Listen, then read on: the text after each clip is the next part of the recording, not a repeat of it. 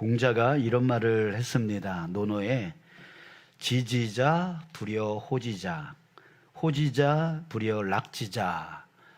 자, 저도 이거 처음 봤습니다. 그런데 이 말의 뜻이 뭐냐면 잘 아는 사람보다는 좋아하는 사람이 낫고 좋아하는 사람보다는 즐기는 사람이 낫다라고 하는 그런 말입니다. 이 말을 우리 신앙인들에게 적용을 하자면 하나님께서 허락하신 인생, 여러분 우리의 인생은 하나님께서 허락해 주신 인생입니다. 그럴 때 이 인생을 억지로 살아가는 것보다 의무적으로 책임감으로 살아가는 것보다 감사하고 또 즐거워하면서 살아갈 때 참 행복해진다. 자, 이렇게 우리가 적용해 볼 수가 있어요. 자, 그런데 오늘 시편 1편을 보면 공자의 말과 맥락이 비슷합니다. 시편 1편은 복 있는 사람, 행복한 사람은 어떤 사람인가에 대해서 우리에게 지혜를 가르쳐 주고 있어요. 자, 먼저 시인은 복 있는 사람은 세 가지를 하지 말래요. 세 가지를 하지 말래요. 뭘 하지 말아야 돼요? 복 있는 사람은 악인들의 꾀를 따르지 아니하며 죄인들의 길에 서지 아니하며 오만한 자들의 자리에 앉지 않는 것. 자, 세 가지.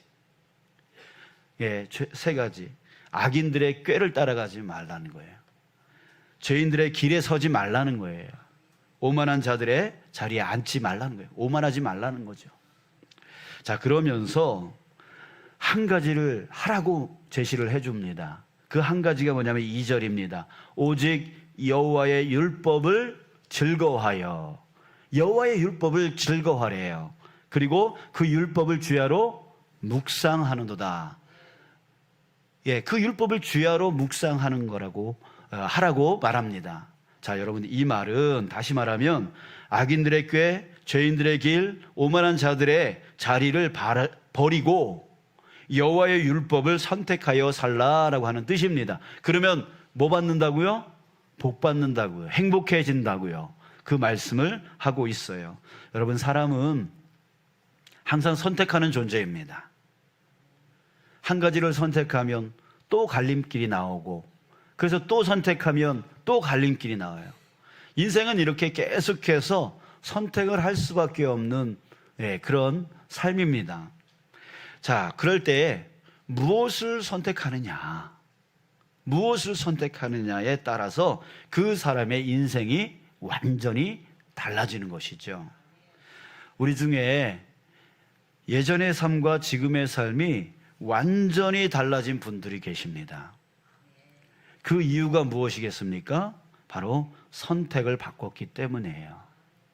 선택을 바꿨기 때문에 자신이 추구해왔고 또 자신이 의지하던 그것을 버리고 새로운 것을 선택했습니다. 그 새로운 것이 뭐냐면 바로 예수님을 선택한 것이죠. 그래서 그의 인생이 완전히 바뀌게 되어진 거예요. 자, 여러분들이 바로 그런 인생을 지금 살고 계십니다. 이전에 가지고 있었던, 이전에 추구하였던, 이전에 살아왔던 그 모든 것을 다 내려놓고 예수님을 선택하고 예수님을 따라가는 인생 되어진 것입니다. 자, 오늘 말씀은 그 바뀐 인생이 그 바뀐 인생으로 가만히 있는 것이 아니라 그 바뀐 인생이 행복한 인생이 되는 법을 가르쳐주고 있는 것이에요. 즉, 주의 말씀을 즐거워하여 그 말씀을 주야로 묵상하면서 산다면 그 사람은 진정으로 행복하게 살 수 있다. 이것을 말하고 있습니다. 자, 왜 그럴까요? 왜 주님의 말씀을 쫓아가고 그 말씀을 주야로 묵상하면서 살면 왜 행복해지는 걸까요? 왜 복을 받는 걸까요? 요즘 사람들이요, 먹는 것에 관심이 많지 않습니까? 그래서 TV에 틀면은 먹방 프로그램들이 아주 많아요. 유명한 셰프들이 나와서 음식을 만들고 그것을 맛보고 그것을 맛을 풍평하고 또 이제 막 요리사의 길로 가려고 하는 사람들을 시험해가지고 테스트해가지고 이 사람들을 향상시키고 이 사람들을 뽑는, 그 요리 잘하는 사람들을 뽑는 그런 프로그램들이 많아요. 또 여러분, 여행을 가면 예전에는 구경하는 것에 신경 썼죠. 구경하러 여행 가잖아요. 근데 요즘에는 또 그게 바뀌었어요. 뭐하러 여행 가요? 먹는 거. 그 지역에 맛있는 음식 먹으러 가는 그런 여행들을 더 많이 선호합니다. 그래서 강릉으로 놀러 오시는 분들이요, 우리보다 맛있는 데를 더 잘 알아. 우리 현지 사람들은요, 맛있는 데를 잘 몰라요. 그런 데가 있었어? 이럽니다. 그런데 오히려 저기 타지 사람들이 먼저 와가지고 그 맛있는데, 거기 가가지고 맛있다라고 그렇게 말하고, 거기 가면 줄이 서 있고 막 그럽니다. 이해가 안 될 때가 있죠. 저런 데를 왜 서 있어? 막 이렇게 하는데 그 사람들은 정말 맛을 보려고 그래요. 그래서 맛있는 음식을 만나면 어때요? 즐겁죠. 즐겁습니다. 그리고 그래서 어떤 사람들은 행복이란 좋아하는 사람과 함께 맛있는 음식을 먹는 게 행복이다, 뭐 이렇게까지 행복을 정의하는 사람들이 있습니다. 자, 여러분, 그래요. 우리의 이 미각을 자극하는 맛있는 음식을 먹을 때 즐거움이 큽니다. 자, 그런데요, 우리 믿는 자들은 특별한 미각을 가진 사람들입니다. 시편 119편 103절에 그 시편 기자가 그 진정으로 우리 신앙인들의 그 미각에 대해서 아주 정확하게 이렇게 표현하고 있습니다. 주의 말씀의 맛이 내게 어찌 그리 단지요, 내 입의 꿀보다 더 다니이다. 자, 이렇게 표현하고 있어요. 여러분, 우리 신앙인들은, 이 신앙인들이 가지고 있는 이 미각은 어떤 미각이냐면 바로 영적인 미각입니다. 영적인 미각. 이 영적인 미각이라고 하는 것은 영적인 세계의 맛을 느끼는 것이죠. 하나님의 말씀을 읽고 하나님의 말씀을 묵상할 때 우리는 그 맛을 느낄 수 있다라고 하는 것이에요. 사람들이 좋은 음식을 맛보았을 때 다음에 또 먹어야지 라고 하는 그 음식에 빠지는 것처럼, 여러분, 신앙인도요, 말씀의 맛을 맛보게 되어지면 그 말씀의 즐거움 안으로 빠지게 되어 있습니다. 그래서 그 말씀의 맛을 본 사람들은 말씀을 또 들을 때에 막 기대가 되어져요. 막 설레어지는 거예요. 이번에는 하나님께서 이 말씀을 통해서 나에게 어떤 맛을 주실까? 어떻게 인도하실까? 이게 막 기대가 되어지는 거예요. 막 설레어지는 거예요. 그래서 어떻게 해요? 더 듣고 싶은 거예요. 더 듣고 싶고, 그래서 성경을 펴고 읽기도 하고, 설교자의 설교를 듣기도 하고, 또 그것도 더 듣고 싶어가지고 또 유명한 목사님들의 그 설교까지 또 들으면서 그렇게 정말 그 말씀의 맛이 너무너무 좋아서 그 말씀을 사모하게 되어지는 것이죠. 자, 그러면 어떻게 말씀의 맛을 볼 수 있느냐라고 하는 겁니다. 2절 끝에 보면 이렇게 말하죠. 율법을 주야로 묵상하는도다 라고 합니다. 자, 묵상이라고 하는 거 여러분들 잘 알고 계시죠? 근데 이 묵상의 의미 중에 하나가 뭐냐면 읍조리다. 이 읍조리다라고 하는 말은 큰 소리로 내는 것이 아니죠. 자기만 들을 수 있는 그 소리로 계속 반복해서 말하는 것, 이게 바로 읍조리다라고 하는 말의 뜻인데, 이것은 하나님의 말씀을 이 마음으로만, 생각으로만 되뇌인 것을 얘기하는 게 아니라 계속 내 입술로 소리를 내는 거예요. 반복하는 거예요. 그러면서 읽고 또 읽고 또 읽고 또 읽고 또 읽고 그러는 거예요. 그런데 이렇게 읊조리는 목적이 있습니다. 무엇이냐면 계속 읊조림을 통하여 하나님이 왜 이 말씀을 나에게 하셨을까? 왜 내 귀에 이 말씀이 들리게 하셨을까? 라고 생각하면서 계속 읊조리는 거예요. 그러면서 결국 어떻게 되는 거예요? 하나님의 마음을 헤아리는 거죠. 하나님의 마음을 헤아려 보는 거예요. 그러면서 이 읊조림을 계속 할 때에 어느 순간 이것 때문에 하나님께서 나에게 이 말씀을 하셨구나라고 하는 것을 깨닫게 되어진다는 거죠. 여러분, 이렇게 읊조리다가 깨닫게 되어지면 여러분 어떻게 할까요? 그 말씀을 따라가게 되어지는 거예요. 그 말씀을 실천하게 되어지는 거예요. 자, 또 주야라고 하는 표현이 있습니다. 주야.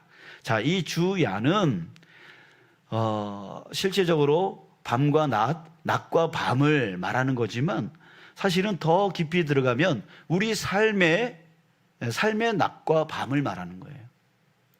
낮이라고 하는 것은 우리의 삶의 밝은 일들, 일이 잘 풀리거나 또 즐거울 때, 그때를 가리키는 것이죠. 또 밤은 뭐예요? 어둡고 슬프고 실패할 때, 그때를 의미하는 거죠. 그래서 우리 인생 가운데 낮과 같은 날이 있고 밤과 같은 날이 있습니다. 자, 그럴 때 주야로 말씀을 묵상한다라고 하는 건 뭐예요? 내 삶에 기쁜 일이 있으나 또 슬픈 일이 있으나 언제라도 그 모든 환경을 초월하여 주님의 말씀을 항상 읊조린다. 읊조린다. 그런 뜻을 갖고 있는 거예요.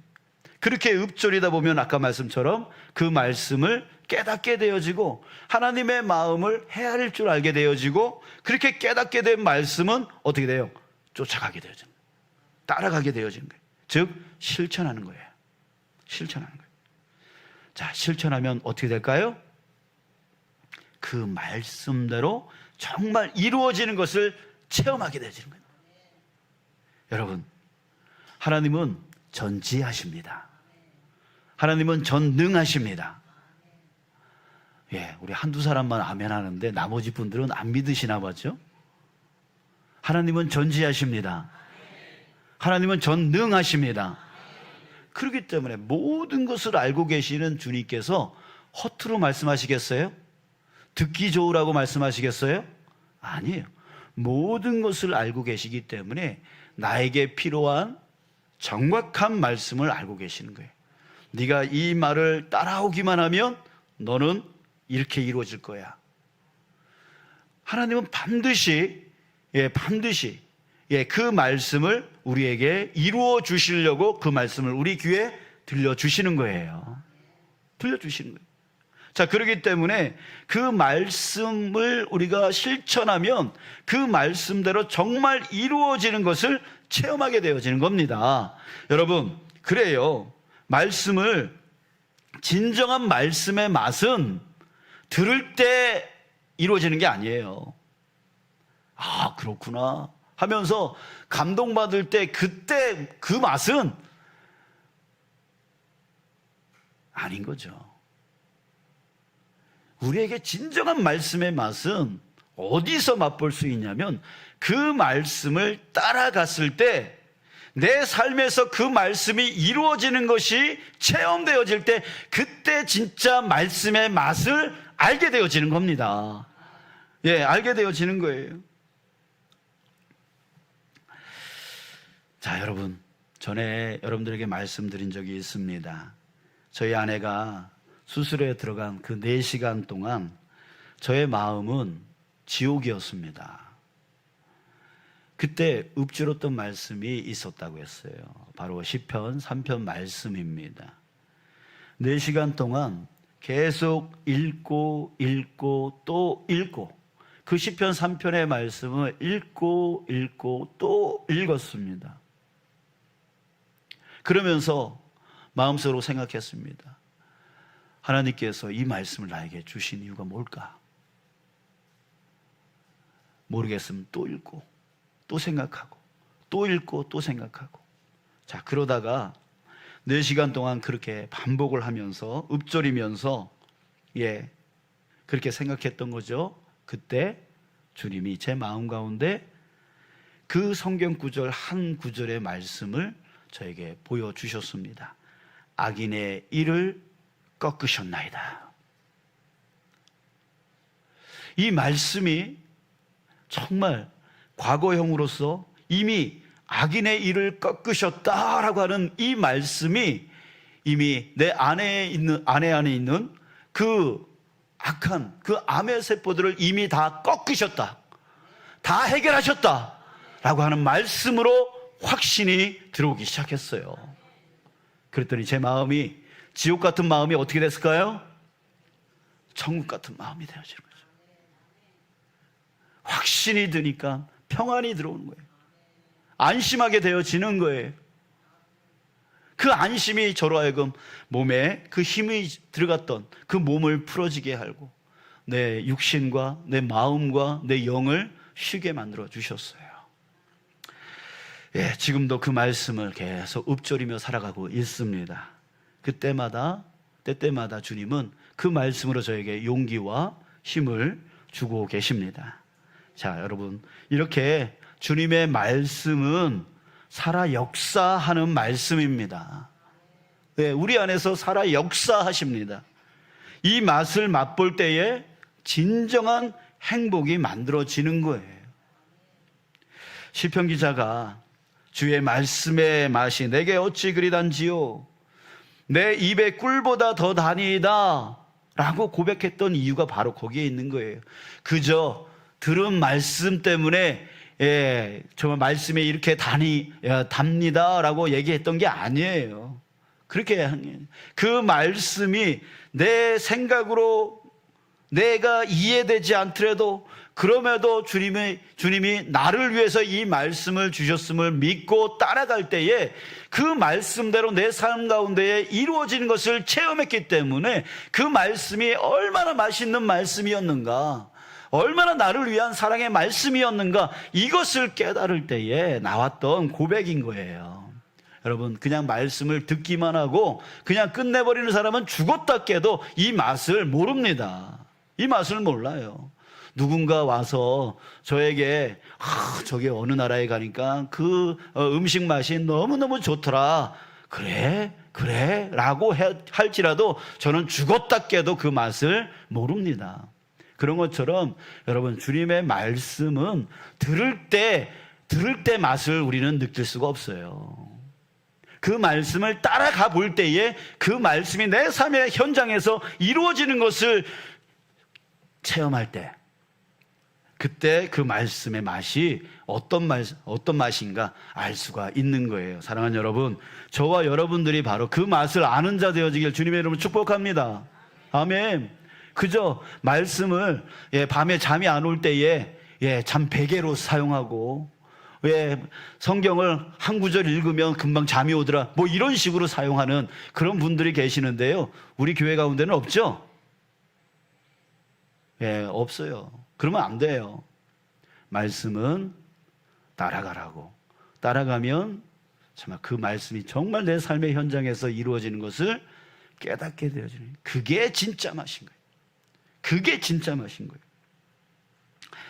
주님의 말씀을 주야로 묵상하는 자를 3절에서 이렇게 말하고 있습니다. 시냇가에 심겨진 나무와 같다.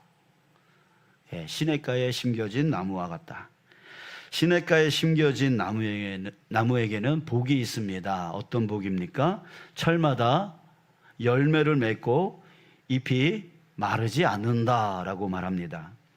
시냇가에 심겨진 나무에게 고난이 없는 게 아니에요.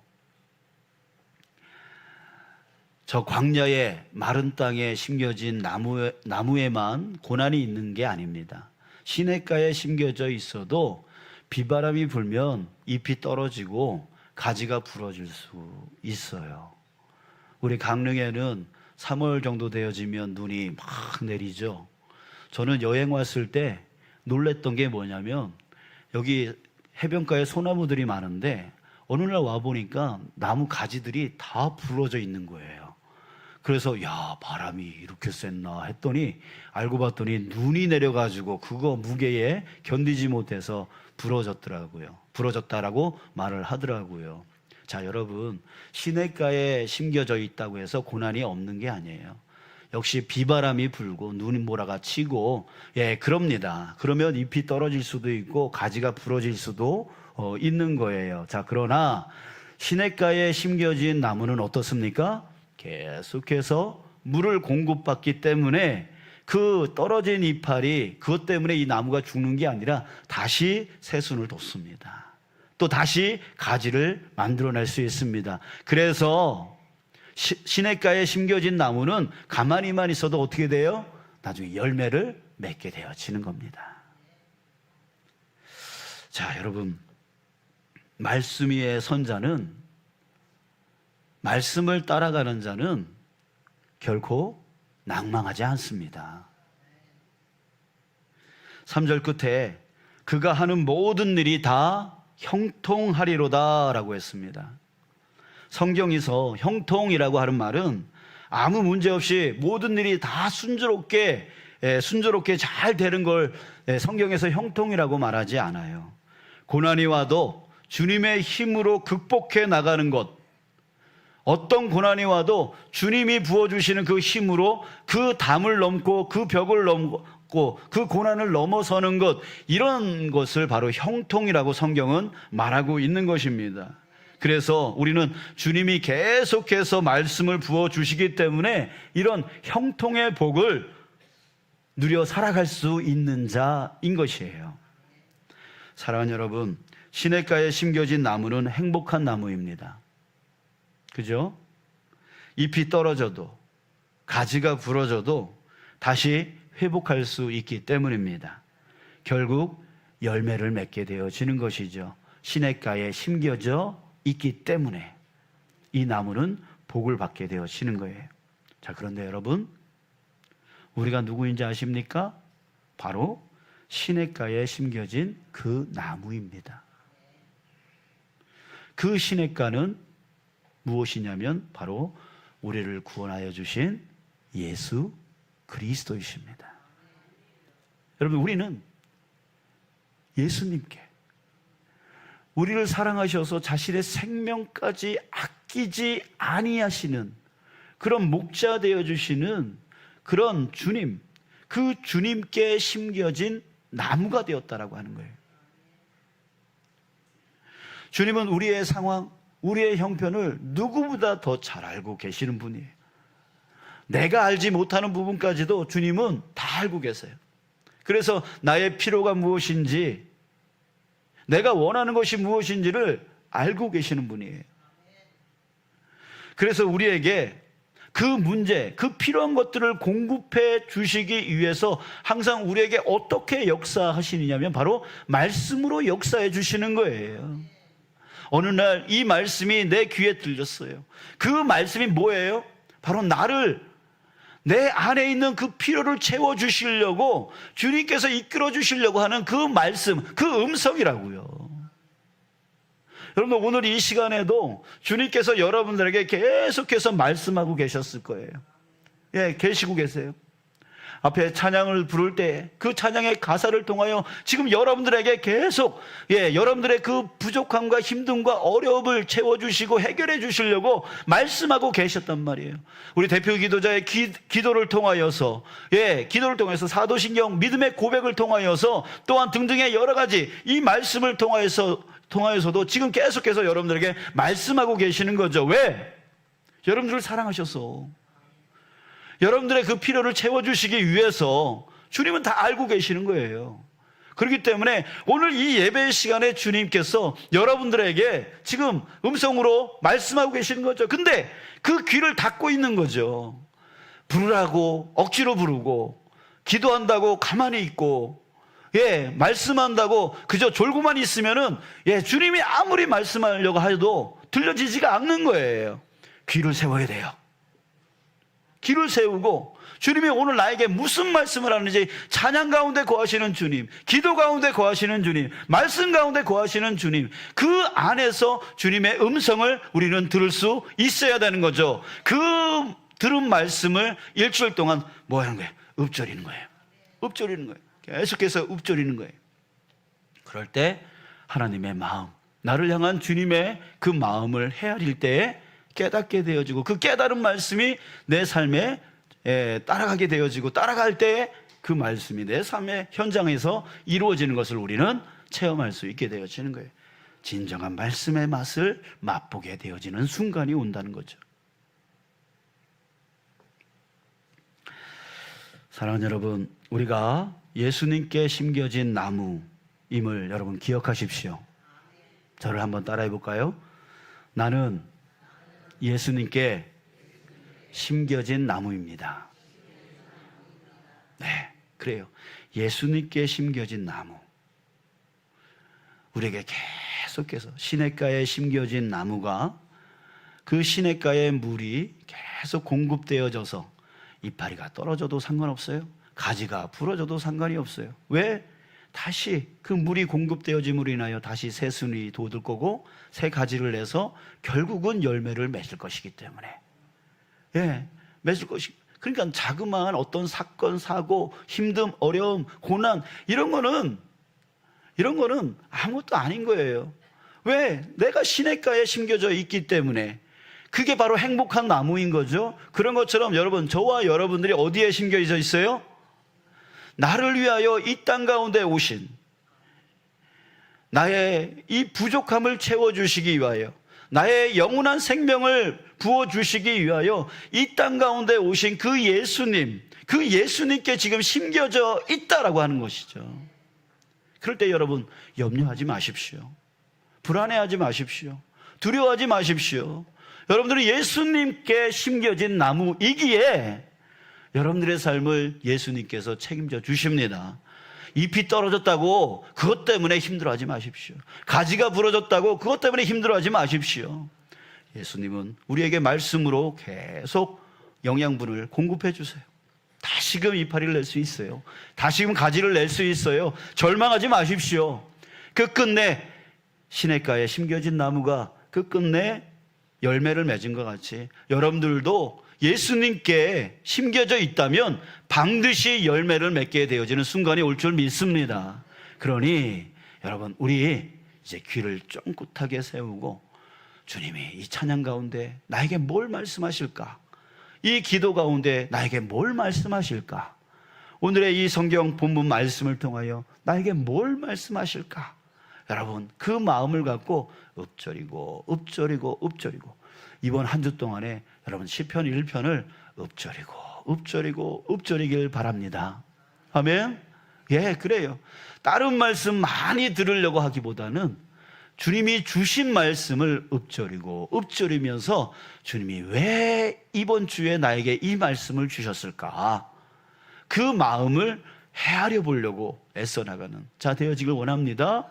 그럴 때에 말씀을 깨닫게 되어지고 그 말씀, 깨달은 말씀이 따라가게 되어지고 따라갈 때에 내 삶의 현장에 그 말씀이 실질적으로 이루어지는 그 맛을 여러분들이 보게 되어지고, 그러면 그 다음부터는 말씀이 막 기대가 되어지는 거예요. 말씀이 막 설레어지기 시작하는 거예요. 여러분들, 저와 여러분들이 바로 그런 은혜의 삶을 살기를 주님의 이름으로 축복합니다. 아멘. 여러분, 이번 주 중에 반드시 그것을 체험하고 돌아오십시오. 예, 반드시 그것을 체험하고 돌아오십시오. 자, 이사야서 40장 8절에서 이렇게 말하고 있습니다. 풀은 마르고 꽃은 시드나 우리 하나님의 말씀은 영원히 서리라. 하나님의 말씀이 영원하다라고 하는 것은 주님의 돌보심이 영원하다는 뜻입니다. 왜? 주님은 우리를 말씀을 통하여 돌보시니까. 그 말씀이 영원하다는 것은 우리를 영원히 돌보신다는 뜻입니다. 사랑하는 여러분, 여러분들이 누구라고요? 예, 또 잊어버렸죠? 예, 자, 따라합니다. 나는 예수님께 심겨진 나무입니다. 예, 오후 예배 때 또 물어보겠습니다. 예, 아무튼 계속 읊조리십시오. 나는 예수님께 심겨진 나무다. 예수님의 예수님이 나에게 말씀하심으로 나의 모든 문제를 해결해 주신다라고 하는 그 생각과 그 말을 계속해서 읊조리면서 한 주간 승리하여 나가는 저와 여러분들 되어지길 축복합니다. 그럴 때에 그 심겨진 나무는 우리의 삶의 주야, 주야에 끊임없이 말씀을 공급해 주심으로 우리로 형통한 삶을 누려 살아갈 수 있도록 인도해 주실 줄 믿습니다.